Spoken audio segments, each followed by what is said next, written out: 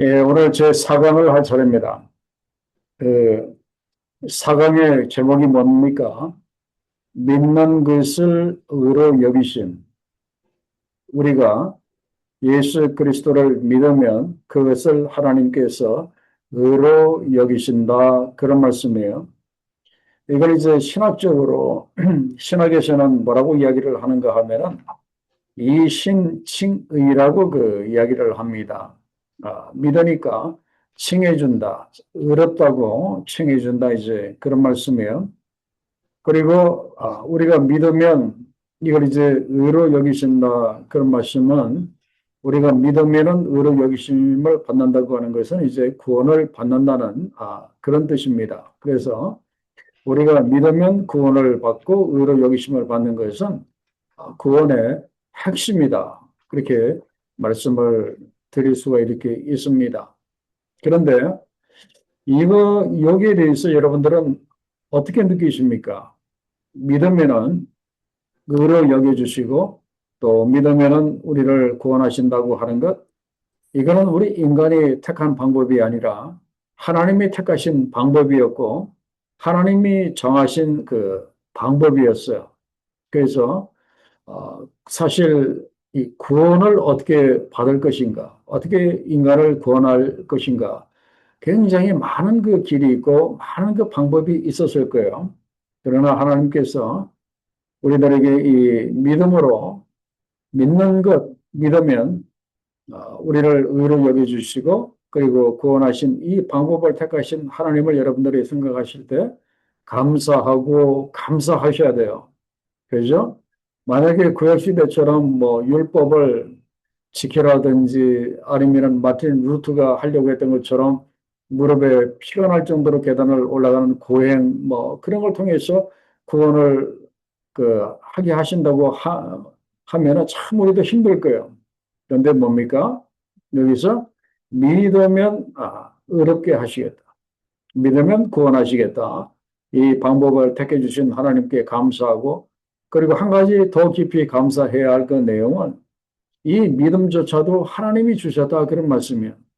창세전부터 우리를 택하시고 그리고 우리를 다 이제 구원하시기로 그렇게 작정을 하셔서 이제 하나님 밑에 이 믿음조차도 예수 그리스도를 믿는 이 믿음조차도 하나님 께 주셔서 우리를 어렵게 여겨주신 것. 이 방법을 택하신 하나님께 우리가 감사해야 한다. 그런 말씀입니다. 자, 그럼 이제 파트 1을 봅니다. 여기 보면 제목이 뭡니까? 아브라함이 그 의롭다 하심을 받았는데 무엇으로 의롭다 하심을 받았다고 했습니까? 제가 앞에서도 말씀드린 것처럼 행위가 아니라 믿음으로 의롭다 하심을 받았다. 그렇게 나와 이렇게 있습니다. 그죠?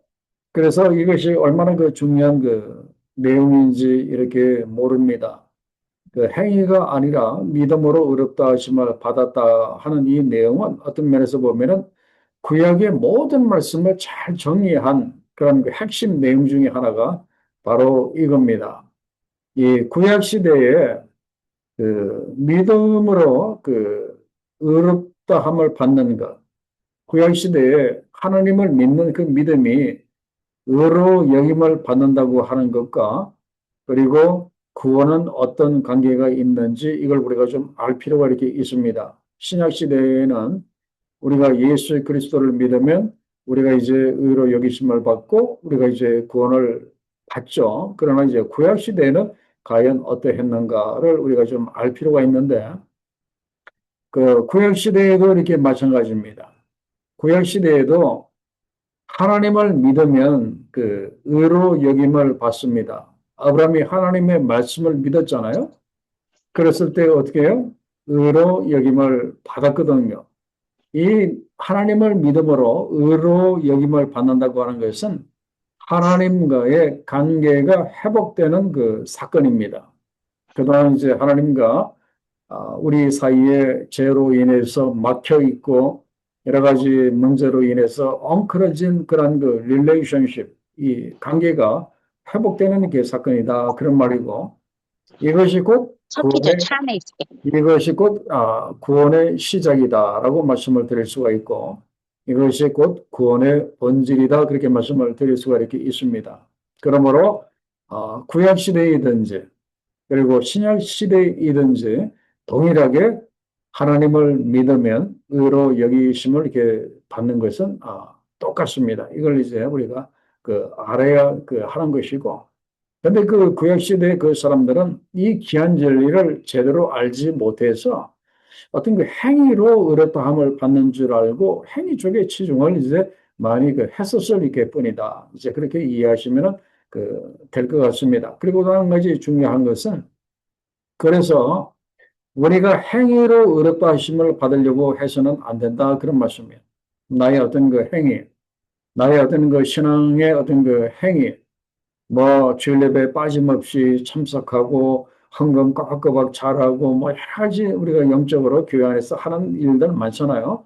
그 행위로 우리가 의롭다 하심을 받으려고 해서는 안 된다. 이제 그런 말씀이에요. 자, 그러면은 그렇다고 해서 우리의 행위가 완전히 또 무시되어도 괜찮은가? 또 그건 또 아닙니다. 이것이 왜 중요한가 하면은 우리가 믿음으로 의롭다 하심을 받고 난 다음에는 반드시 무엇이 따라야 하는가 하면은 선하고 거룩한 행위가 따라야 합니다. 선하고 거룩한 삶이 그 다음에 따라야 한다. 이제 그런 말씀이에요. 그렇기 때문에 무엇이 우선인지 이제 그걸 이제 우리가 좀 분명히 알 필요가 이렇게 있습니다. 그래서 오늘 1절로 3절에 보면은 아브라함이 무엇으로 의롭다 하심을 받았다 그랬습니까? 자, 여러분들이 한번 찾아보세요. 3절에서 한번 찾아서 그 말씀 밑에다가 밑줄을 한번 쭉 그어보세요. 자, 아브라함이 무엇으로 의롭다함을 받았다고요? 아브라함이 하나님을 믿음에 그랬잖아. 하나님을 믿음에 그것이 아브라함이 하나님을 믿는 그것이 그에게 의로 여겨진 바 되었다라고 그렇게 나와 있어요. 그리고 이 내용은 이미 창세기 15장 6절에 이미 기록이 되어져 있습니다. 아브라함이 여호와를 믿으니 하나님을 믿으니 여호와께서 이를 그의 의로 여기시고 그런 말이에요. 하나님께서 아브라함의 믿음을 의로 인정해 주셨다. 옳다고 이제 인정을 해 주셨다. 그런 말씀이에요. 이 이야기는 또 성경에 여러 곳에 나와 있어요. 야고보서에도 이렇게 나와 있습니다. 아브라함이 하나님을 믿으니 이것을 의로 여기셨다. 그렇게 나와 이렇게 있습니다. 심지어 하나님은 아브라함을 하나님의 친구라고까지 그렇게 칭하셨다고 야고보서 2장 23절에는 그렇게 나와 있는데, 자, 이 창세기 15장 6절의 이 말씀의 사건을 여러분들이 좀 아실 필요가 이렇게 있습니다. 바로 이것은 아브라함에게 어떤 일이 있었는가 하면은 제가 지난번에도 말씀 여러 번 드린 적이 있는 것 같은데 아브라함의 조카 롯이 붙잡혀 갔잖아요. 그래서 아브라함이 자기 하나밖에 없는 조카를 구하기 위해서 이제 전쟁에 참여하고 그리고 그돌라오멜 동맹군을 이제 깨뜨리고 이제 자기 조카와 그리고 붙잡혀 갔던 사람들 다 이렇게 찾아 이렇게 옵니다. 이때 하나님께서 아브라함을 찾아오셔서 어떤 약속을 하셨는가 하면은 내가 내가 너의 방패요, 너의 지극히 큰 상급이 되리라고 말씀을 이렇게 하셨어요.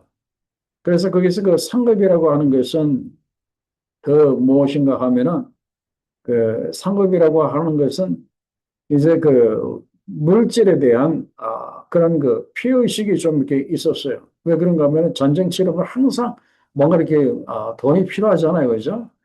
또 수백 명의 그런 군인들을 또 먹여야 되니까 여러 가지 이제 그런 것들이 있었고, 그리고 자기가 이제 격파한 그돌라 오멜 동맹군들이 또 언제 자기를 또 이렇게 찾아와서 또 반격을 할지 모르는 그런 두려움 가운데서 이렇게 있었어요. 이때 하나님께서 찾아오셔서 아브라함에게 큰 민족을 주겠다고 그렇게 약속을 하십니다. 그런데 아브라함이 지금 현재 자기 자신을 바라보니까 아들이 하나라도 있는 가운데서 그런 말씀을 하신다면 어느 정도 이해가 되겠지만은 아니 아들이 없는데 아브라함에게는 자식 하나도 없는데 무슨 나를 통해서 큰 민족을 이루겠다고 하는가? 이때 잘 이해가 되지 않습니다. 그래서 아브라함이 하나님께 물어보죠. 여호와여, 내게 무엇을 주시려고 합니까? 저는 무자합니다. 그래서 나의 상속자는 우리 집에 있는 늙은 노종, 하면서 엘리에셀을 나의 상속자로 삼겠습니다. 그러면서 아브라함이 아주 뭐라고 할까? 자기 본심을 이야기합니다. 뭐라고 본심을 이야기하는가 하면은 주께서 내게 씨를 아니 주셨으니 내 집에서 길려온 자가 나의 상속자가 될 것입니다. 그러면서 아들을 안 주셨다고 지금 하나님께 따지는 그런 아브라함의 모습을 보는데 이때 하나님께서 아브라함에게 뭐라고 말씀을 하시는가 하면은 엘리에셀이 너의 상속자가 아니다라고 말씀을 하시고 너의 상속자는 뭐라고 말씀을 하시는가 하면은 하늘을 우러러 무뼈를 살 수 있나 보라. 내 조선이 이와 같으리라 그렇게 말씀을 이렇게 하셨어요. 그래서 하늘의 무뼈리 뭐 한두 개겠습니까? 거의 한 몇천 년 전이죠. 한 4천 년 이렇게 전이기 때문에 지금보다도 하늘이 훨씬 더 깨끗했을 겁니다. 지금도 이제 밤에 나가면 별들이 좀 보이는데 아마 그때는 별들이 하늘에 총총하게 굉장히 많이 이렇게 보였을 겁니다. 4천 년 이렇게 전이니까 그 무뼈를 살 수 있나 보라. 너의 자손이 이와 같으리라. 그런데 사실 이 말씀은 인간적으로 보면 불가능한 이제 그런 말씀이에요. 아니 자식이 하나도 없는데 무슨 저렇게 하늘에 설 수도 없는 그런 후손을 내가 얻을 수 있을 것인가? 인간적으로 불가능한데, 근데 아브라함이 어떻게 합니까? 그 하나님의 말씀을 믿고 하나님을 믿었어요. 어떻게 믿었는가 하면은 이미 그 약속을 받은 것으로 그렇게 믿었다 이제 그런 말씀. 이미 내 후손은 내 눈에 아직 안 보이지만 그러나 수백 년, 수천 년이 흐르고 나서 내 후손들이, 믿음의 후손들이 이와 같이 많을 거라고 하는 것을 이제 아브라함이 믿었다. 그런 말씀이에요. 이걸 믿었을 때 하나님께서 아브라함의 그 믿음을 어떻게 해요? 그의 의로 여기셨다. 그렇게 나옵니다. 그러니까 결국 이 아브라함의 믿음, 지금 아브라함의 그 믿음이 계속해서 지금 발전을 하고 이렇게 성장을 하고 있는데 아브라함의 믿음은 지금 이 사건에서 놓고 볼 때 아브라함의 믿음은 한마디로 말씀드리면은 하나님 한 분으로 만족하는 그런 믿음이 지금 싹트기 시작을 하는 거예요. 그래서 여러분들에게는 이 하나님 한 분으로 만족하는 믿음이 있습니까? 이 믿음이 있어요? 하나님 한 분으로 만족하는 믿음? 이걸 가장 잘 표현한 말씀이 다윗의 시편 23편 1절에 보면 나옵니다. 다윗이 뭐라고 하죠? 여호와는 나의 목자시니 내게 부족함이 없으리로다. 그랬잖아요. 이 다윗의 이 믿음은 하나님 한 분으로 만족하는 그런 믿음이었다. 그런 말씀이에요. 그래서 이 점은 우리들의 신앙에 있어서 굉장히 중요한 거예요. 그래서 한번 여러 번 자신을 한번 이렇게 체크할 수도 있는 그런 내용입니다. 과연 나는 하나님 한 분으로 나는 만족하고 있는가? 나는 아무것이 없어도 우리의 양이 없고 뭐가 없고 뭐가 없어도 나는 하나님 한 분만으로 나는 이렇게 만족하는가? 한번 여러분 자신에게 한번 이렇게 물어보세요, 제가. 이랬을 때 하나님 한 분만으로 이제 만족하는 그 믿음은 어떤 믿음인가 하면은 진짜 하나님을 소유한 그 믿음이다. 그렇게 말씀을 드릴 수가 있어요. 진짜 하나님을 소유한 사람은 하나님 한 분만으로도 만족할 수 이렇게 있습니다. 저는 사실 이걸 예전에는 이렇게 잘 몰랐어요. 제가 이제 40의 그 나이에 목사 안수를 받고 그동안 이렇게 쭉 목회하고 또 이렇게 사역을 하고 할 때 이 초기에는 몰랐습니다. 그런데 이제 인생을 이렇게 쭉 살다가 이렇게 보니까 점점 무엇을 깨닫게 되는가 하면은 하나님만이 나의 전부이구나 하는 이 사실을 이렇게 점점 나이 갈수록 이렇게 깊이 깨닫습니다. 하나님만이 나의 유일한 소망이고 나의 전부이다. 하는 것. 오직 하나님과 함께 하는 것만이 나의 살 길이라고 하는 것.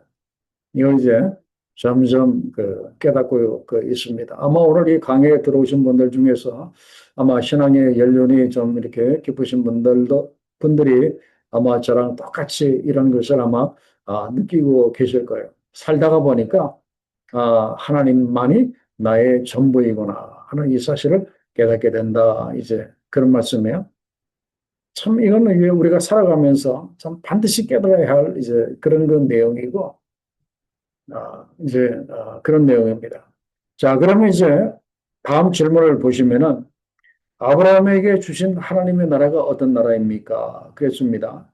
자, 창세기 15장 5절의 말씀이 그게 보면 나와 있는데 너의 자손이 이와 같으리라 그렇게 말씀을 이렇게 하셨습니다. 그래서 이 너의 자손이 이와 같으리라 그렇게 말씀을 해 주셨는데 이거는 이제 뭐 다 포함되는 거예요. 뭐 육신의 자손이든지 아니면 영적인 믿음의 자손이든지 그 둘 다 너의 자손이 하늘의 무별처럼 셀 수 없을 정도로 많아질 것이다. 그렇게 말씀을 하신 거예요. 그래서 실제적으로 육신적으로도 이렇게 볼 때도 아브라함 이후에 이스라엘이라고 하는 민족의 수많은 사람들이 태어났다가 이렇게 또 하나님께로 이렇게 갔잖아요. 그리고 지금도 보면은 예수 그리스도를 믿는 그런 하나님의 그런 자손들이 셀 수 없는 많은 자손들이 이렇게 있습니다. 그래서 우리가 이걸 통해서 생각을 해야 될 것이 무엇인가 하면은 하나님께서 이 아브라함에게 이 미래의 꿈을 이렇게 주셨거든. 미래의 소망을 이렇게 주셨어요.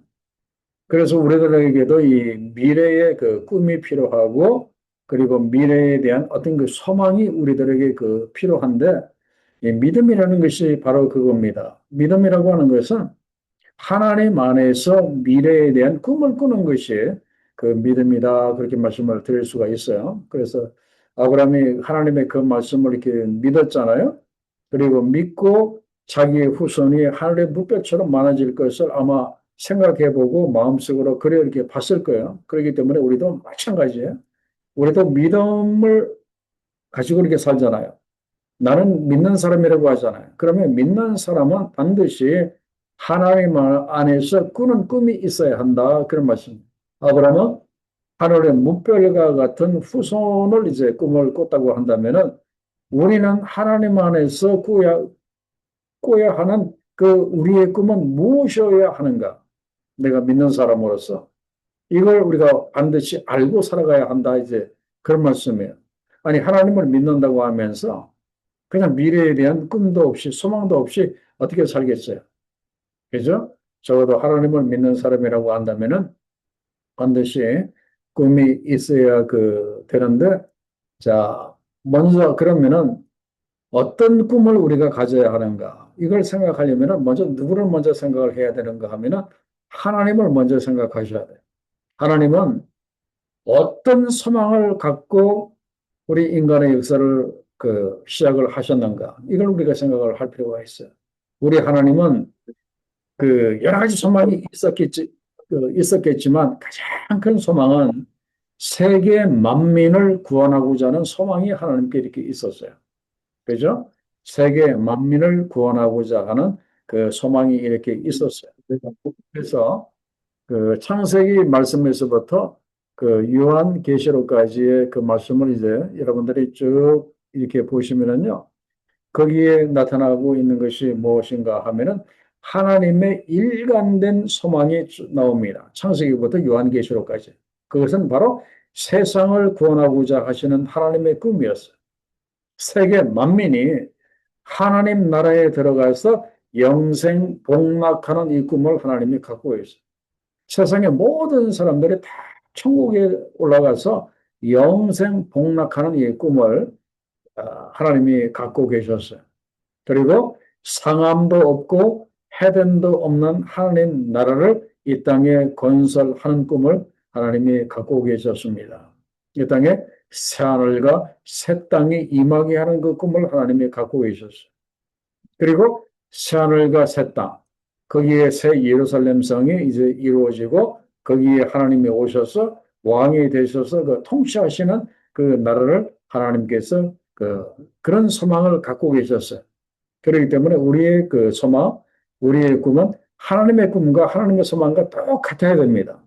그죠? 그래서 이 땅에 모든 사람들이 다 구원받고 그 새로 꾸며주시는 그 하나님 나라에 들어가서 이제 영원히 하나님과 더불어서 이렇게 사는 이런 이 꿈을 우리가 꾸어야 한다. 그런 말씀이에요. 그래서 믿는다고 한다면 적어도 이런 꿈 정도는 우리가 갖고 있어야 이렇게 합니다. 이런 꿈은 우리가 갖고 있어야 돼요.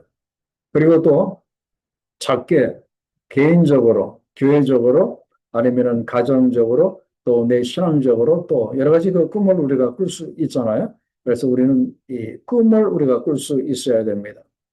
자, 다음 질문을 보시면은 아브라함은 어떤 점에서 은혜로 의롭다함을 얻은 것입니까? 그렇게 나와 있어요.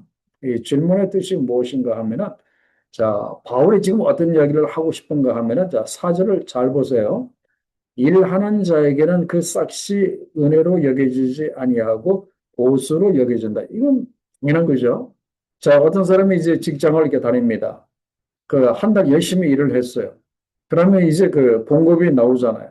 그 봉급을 받는 것은 은혜라기보다도 자기가 한 달 열심히 일한 그 싹시잖아요. 그래서 그것을 보수로 여긴다고 그렇게 월급으로 그렇게 여긴다 이제 그런 말씀이에요. 그런데 보수는 누구에게 해당되는가 하면은 바로 그 아브라함에게 그 해당하는 그 이야기예요. 일을 아니할지라도 경건하지 아니한 자를 의롭게 하시는 이 바로 그 하나님을 믿는 자에게는 그의 믿음을 의로 여겨 주신다 이제 그런 말씀이에요. 바로 이것이 바로 이제 은혜로 이제 의롭다함을 이렇게 얻은 것인다 그런 말씀이에요. 그래서 아브라함은 자신의 어떤 노력으로도 의롭다함을 받을 수 없었다고 하는 이 사실을 우리가 분명히 알아야 돼요. 아브라함은 자신의 어떤 노력으로도 의롭다함을 받을 수 없었다. 다만 믿음으로 의롭다함을 받았다 그런 말씀. 이것이 바로 은혜라고 하는 거예요. 이것이 바로 은혜로 의롭다함을 이렇게 받는 것이다. 이제 그런 말씀이에요. 그리고 이 믿음조차도 하나님께서 이렇게 주신 것이다. 정말 우리가 감사해야 합니다. 우리가 하나님께 의롭다함을 받는 그 일에 있어서 여러 가지 까다롭고 힘들고 여러 가지 그런 그 조건들이 있으면 얼마나 힘들겠습니까? 예를 들어서 뭐 율법을 다 지켜야 한다든지 뭐 예를 들어서 뭐 모세오경을 다 암송해야 된다든지 뭐 뭘 해야 되는지 이 조건들이 붙어 있으면은 사실 그걸 다 지킬 사람도 없을 뿐만 아니라 얼마나 힘들고 어렵겠어요. 근데 하나님은 은혜로 다만 믿기만 하라.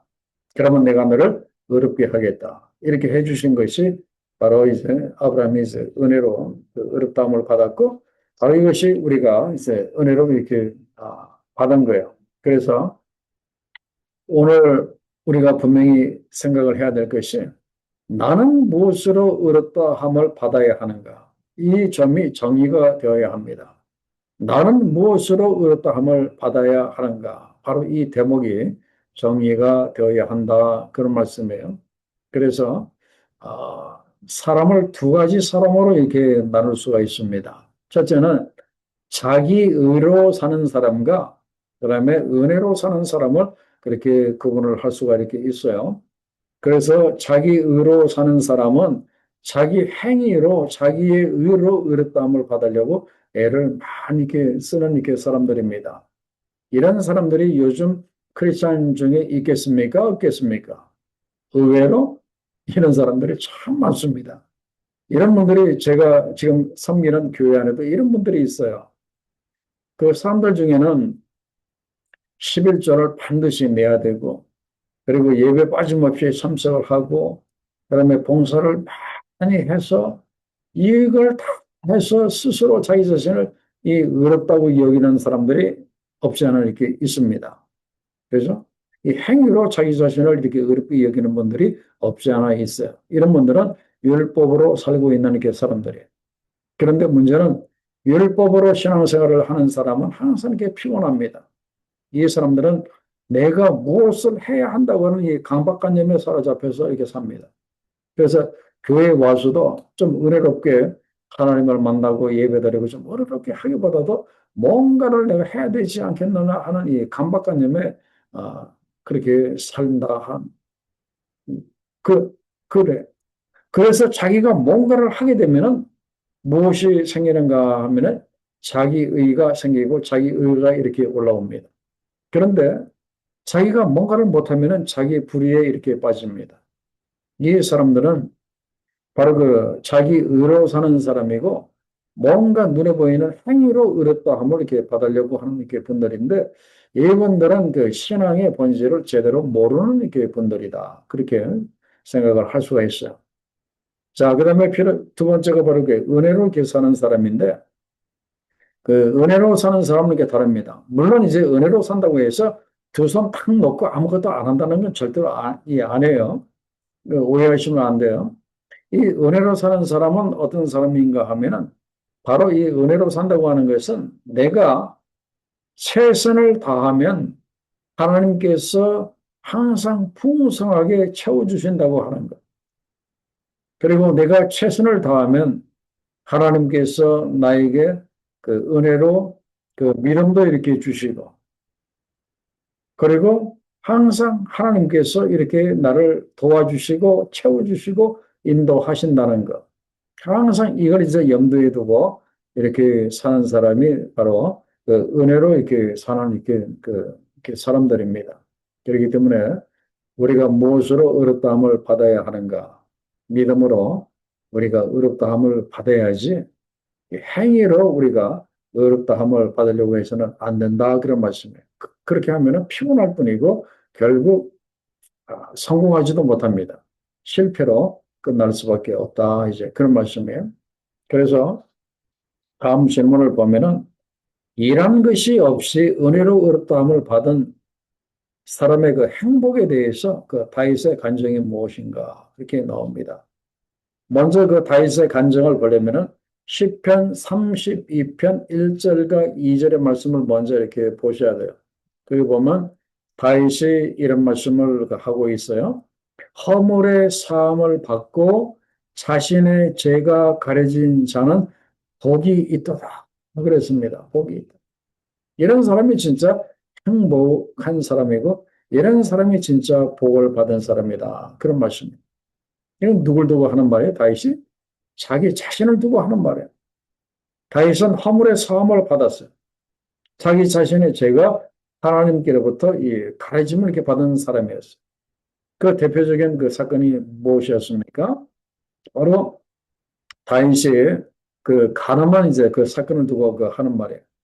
이제 전쟁 때 자기 부하들은 전부 다 전쟁으로 이렇게 가게 해놓고 자기는 이제 전쟁에 참여하지 아니하고 왕궁에 이렇게 있었습니다.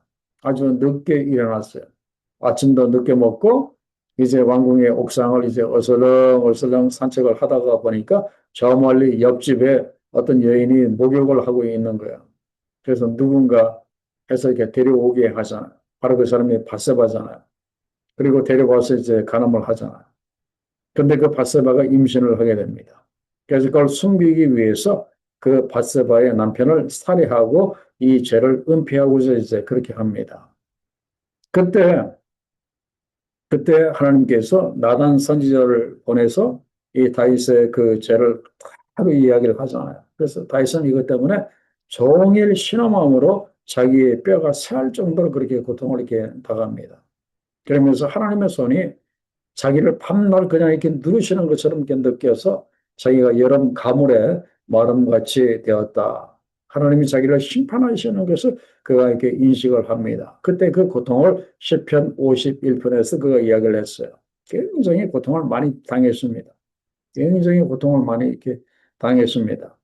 그런데 하나님이 이제 나단을 이제 보내서 책망을 했었을 때 주님 앞에 솔직히 자기의 죄를 진실하게 다윗이 시인하자. 다 토설하자. 이때 하나님께서 다윗의 모든 그 죄를 다 용서하십니다. 그죠? 그리고 다윗에게 성령의 기름 부으심을 이렇게 줍니다. 바로 그때에 그걸 이제 다윗이 생각을 하고 시편 말씀을 기록한 것이 나처럼 허물의 사함을 받는 자가 행복한 자고 나처럼 자신의 죄가 하나님께로부터 이 가르침을 받는 사람이 복이 있다. 이제 그렇게 이렇게 말한 거예요. 그래서 이것이 바로 이걸 이제 기초로 해서 이 바울이 로마서 4장 6절에서 이렇게 말합니다. 이런 것이 없어도 하나님께 의로 여기심을 받는 사람이 그 복이 있다. 그렇게 이야기를 하면서 그 다윗이 말한 바 그러면서 이 다윗의 이 이야기를 하는 거예요. 불법이 사함을 받고 죄가 가려워짐을 받는 사람은 복이 있다. 이제 그런 말씀이에요. 또 8절에서는 주께서 그 죄를 인정하지 아니하실 사람, 주께서 그 죄를 이제 용서하고 하나님께 다 없는 걸로 그렇게 묻어줌을 받는 사람은 이렇게 복이 있다. 그렇게 이야기를 합니다. 그래서 이건 참 그렇게 은혜로 어렵다 하심을 이렇게 받은 거거든요. 아무것도 이런 것이 없는데 그 하나님께 믿음의 그 믿음으로 이제 어렵다함을 받은 그 아브라함이나 그리고 큰 죄를 범했는데 그냥 아무것도 자기는 뭐 한 것도 없는데 이제 은혜로 이 사함을 이렇게 받는 것 그런 그 복에 대해서 지금 바울이 지금 이야기를 하고 이렇게 있는 겁니다. 자, 그러면 파트 2를 봅니다. 파트 2를 보시면은 의롭다 하시면 할례 이전에 믿음으로 주어졌다 하는 그 내용이 이렇게 나오는데 이 내용은 이제 무엇인가 하면은 자, 11절의 말씀을 보세요. 11절에 보면은 바울이 결론적으로 말합니다. 그가 할례를 받은 것은 무할례 시에 믿음으로 된 의를 인친 것이니 그렇게 나옵니다. 자, 그러면서 그 다음 핵심 결론을 이야기합니다. 무할례자로서 믿는 모든 자의 조상이 되어 나옵니다. 이 내용은 굉장히 이렇게 이게 중요한 거예요. 자, 어떤 그 내용인가 하면은 아브라함이 그 믿음의 조상이 이렇게 되잖아요. 그 창세기 12장 말씀에서부터 이렇게 보면은 하나님이 이제 아브라함을 이제 복의 근원 이제 믿음의 조상으로 이제 그렇게 세우게 그 되는데 근데 그것은 언제 아브라함이 받았는가 하면은 할례 받기 전에 이렇게 그 받았습니다. 그리고 그 하나님이 아브라함을 찾아오셔서 너의 후손이 하늘의 무별과 같으리라고 하고 아브라함이 그것을 믿으니까 의롭다함을 받은 그 나이가 몇 세인가 하면 85세에 그렇게 85세였습니다. 그런데 실제적으로 아브라함이 할례를 받은 나이는 99세예요. 그러니까 85세에 믿음이 의롭다함을 받고 99세니까 14년이 지나고 난 다음에 할례를 이렇게 받은 겁니다. 자, 그래서 이것이 11절에 보면은 그가 할례의 표를 받은 것이 바로 99세에 받았는데 무할례시 85세에 할례를 받기 전에 믿음으로 된 의를 인치는 것이다. 그러니까 15년 전에 그의 그 믿음으로 된 의를 인치는 것이 바로 그 할례의 표였다라고 얘기를 하는데 그것보다도 더 중요한 내용은 무할례자로서 믿는 모든 자의 조상이 되었다. 이것이 굉장히 이게 중요한 거예요. 아브라함이 무할례자로서 믿음의 조상이 된 것이 굉장히 중요합니다.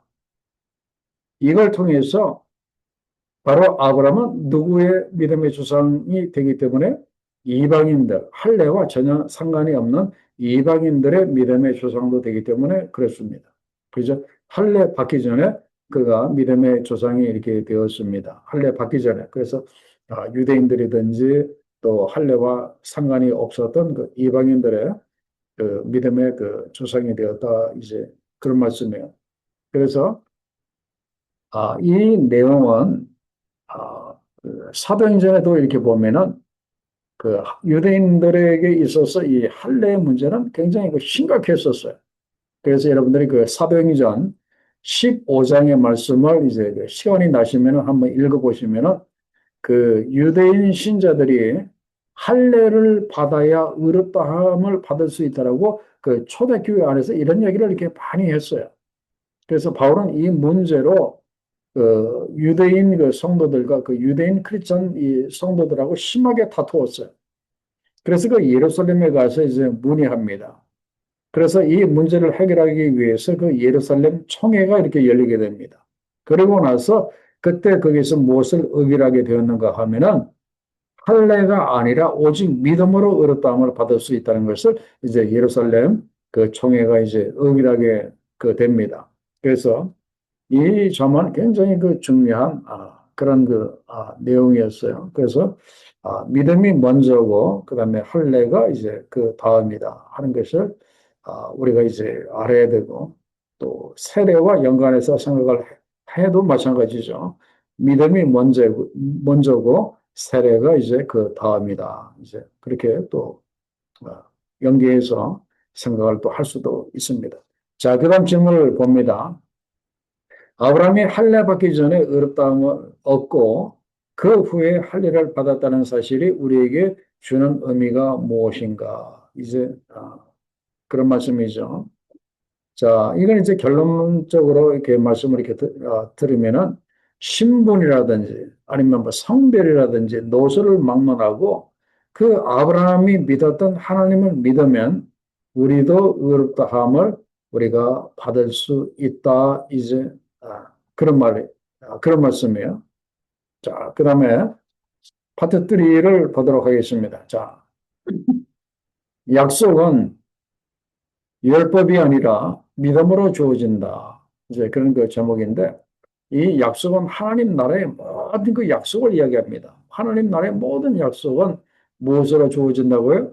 이제는 율법이 아니라 이제는 믿음으로 주어진다 하는 이 사실을 우리가 이제 받아들여야 됩니다. 그래서 13절에 뭐라고 했어요?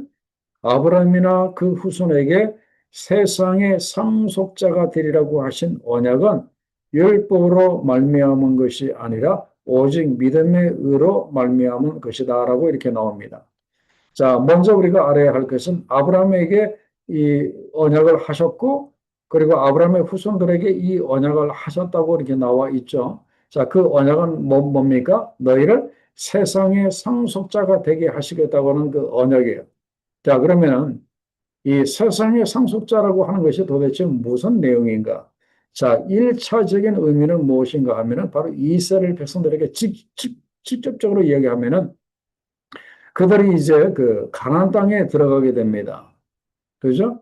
그러니까 가나안 땅의 그 상속자, 거기에 이루어지는 하나님 나라의 그 상속자, 그리고 또 이스라엘 백성들의 그 자손의 그 번성, 굉장히 뭐 몇백만, 뭐 몇천만 그렇게 번성하게 될 경우 이제 그거, 그리고 또한 그 열방의 복을 이제 열방의 복을 그 유대인들이 이제 그 받게 되죠. 그 상속하게 이렇게 됩니다. 그 계시록 말씀에다 보면은 뭐 열방이 다 바리바리 싸가지고 이제 이스라엘로 이렇게 들어오는 그 모습도 이제 요한계시록에도 이렇게 나와 있는데 이것은 일차적인 그 의미예요.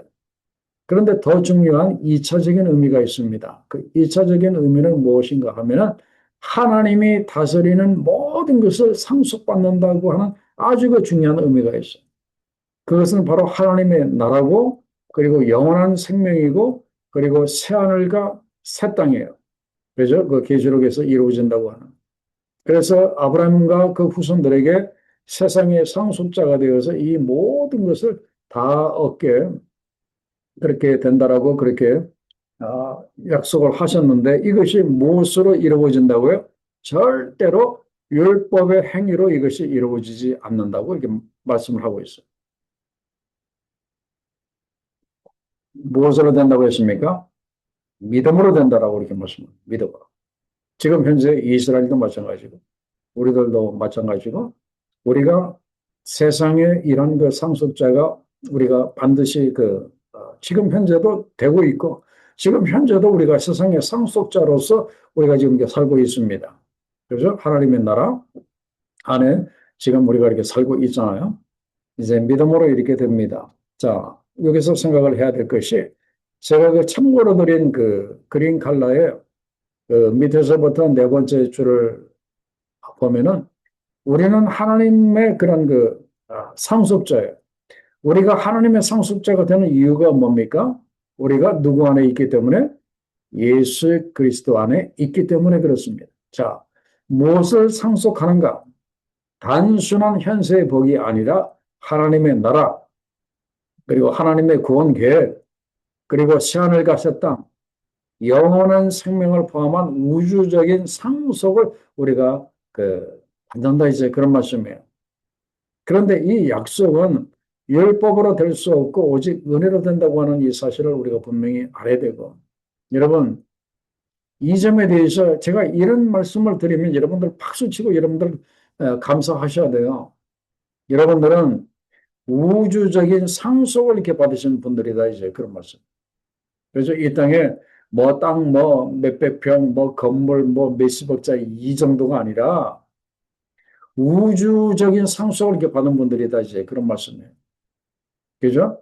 하나님의 그 나라와 하나님의 그 구원 계획, 그리고 장차 이루어질 새하늘과 그 새 땅, 그 영원한 생명, 그죠? 이 모든 것, 하나님의 모든 것을 이제 상속을 받는 우주적인 상속자들이 바로 우리다 이제 그런 말씀이에요. 그렇기 때문에 여러분들 뭐 부모 이렇게 잘 만나가지고 뭐 금수저로 그렇게 태어나가지고 뭐 큰 거 그렇게 상속받는 사람들 절대적으로 부러워할 이유 하나도 없어요. 그죠? 그 사람들은 잠깐 눈에 보이다가 사라질 것. 그 조그만 것 그렇게 상속을 받지만 우리는 뭡니까? 우주적인 상속을 받는 사람. 하나님의 모든 것 세계를 이렇게 상속을 받는 정말 대단한 사람들이 우리라고 하는 이 사실을 여러분들이 꼭 기억을 하셔야 됩니다. 그런데 이런 이 상속자는 우리가 어떻게 되는가? 우리가 율법으로 되는 것이 아니라 우리가 은혜로 된다고 하는 것을 우리가 생각을 하고, 그리고 이러한 상속자가 될 수 있도록 우리들에게 은혜를 베풀어 주시고 또 이것을 믿을 수 있도록 믿음을 주시는 하나님께 우리가 어떻게 해야 돼요? 감사, 감사, 감사해야 한다. 그런 말씀. 그렇기 때문에 우리는 율법으로 세상의 상속자가 되는 것이 아니라 하나님의 은혜 속에서 세상의 상속자가 되어야 한다. 그런 말씀입니다. 그래서 세상의 상속자가 되면은 뭡니까? 세상의 주인이다. 이제 그런 말씀이에요. 그래서 하나님과 더불어서 이제 이 땅에서 왕처럼 세상을 다스리는 그런 그 삶을 우리가 이제 살아가야 한다. 이제 그런 말씀이에요. 자, 그 다음 질문을 봅니다. 하나님이 아브라함을 많은 민족의 조상으로 세웠다고 하셨는데 아브라함은 어떤 하나님을 믿었습니까? 이 내용은 굉장히 중요하고 여러분들은 반드시 이 두 개의 믿음을 가지셔야 돼요. 그게 보면은 그가 믿은 바 하나님은 어떤 하나님? 죽은 자를 살리시는 하나님을 믿었어요. 자, 부활의 하나님을 믿었어요. 자, 여러분들 부활의 하나님 믿습니까? 그럼 반드시 이렇게 믿으셔야 돼요. 죽은 자를 살리시고 나도 언젠가는 내 육신의 그 마지막 그 죽음을 맞이할 거예요. 그러나 다시 하나님께서 예수 그리스도가 이 땅에 그 다시 오실 때는 아, 주 안에서 죽은 자들이 다 부활하게 되잖아요. 그렇게 하시는 그 부활의 하나님, 죽은 자를 살리시는 그 하나님을 여러분들이 꼭 믿으셔야 되고, 그다음에 두 번째는 뭡니까? 없는 것을 있는 것으로 부르시는 분, 바로 창조의 하나님. 그래서 여러분들은 이 없는 데서 말씀으로 이 우주 만물을 만드신 창조의 하나님, 그리고 죽은 자들을 다시 살리시는 부활의 하나님을 여러분들이 꼭 그렇게 믿으셔야 한다. 그런 말씀. 그죠? 다른 어떤 믿음보다도 이 창조의 하나님을 믿고 부활의 하나님을 믿으셔야 한다. 그런 말씀. 자, 이제 다음 보겠습니다. 그 네 번째 파트를 보면은 아브라함의 믿음은 상황을 넘어 하나님을 바라보는 믿음이었다. 그렇게 나옵니다. 이것도 우리가 이런 믿음을 우리가 꼭 가져야 돼요. 부활의 하나님, 창조의 하나님을 믿는 믿음도 중요하고 그다음에 우리들에게 실제적으로 필요한 믿음이 바로 이거예요. 왜 그런가 하면은 아브라함의 믿음은 상황을 넘어 하나님을 바라보는 믿음이었다고 그렇게 제목에 나와 있는데 이 상황을 넘는다고 하는 것이 지금 현실의 상황, 지금 여러분들이 살고 여러분들이 지금 부딪히는 현실의 상황이 넉넉하고 뭐 편하고 아무런 문제가 없습니까? 아니죠. 지금 우리의 현실의 상황은 너무나 힘들어요. 그래서 저희 집에도 뭐 여러 가지 문제가 있고 우리 뭐 교인들도 보면은 참 아프신 분들 또 신분의 문제까지 뭐 애들 문제 아주 뭐 힘들고 어려운 문제 아주 골치 아픕니다.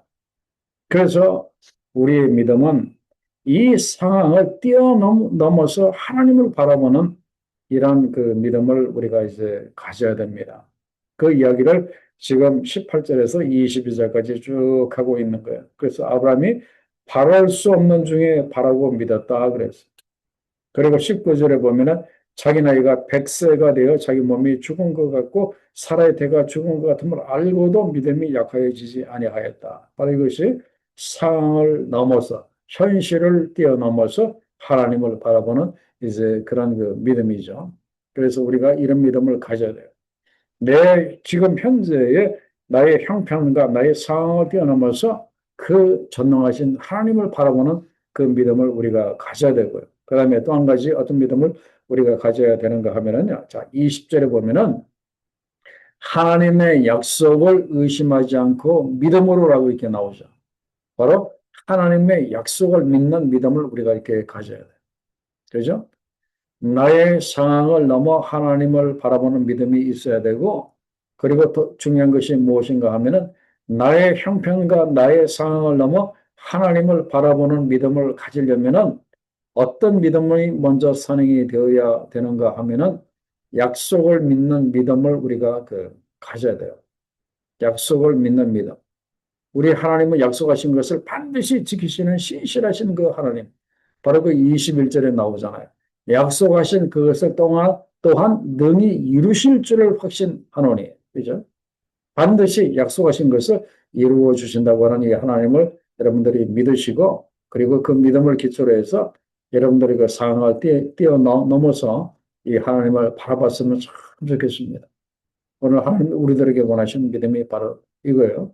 자, 이제 마지막 결론이 그 마지막 파트인데, 이 말씀은 오늘 우리를 위한 것이다. 라고 그렇게 나옵니다. 자, 거기에 보면은 23절에 뭐라고 나와 있어요?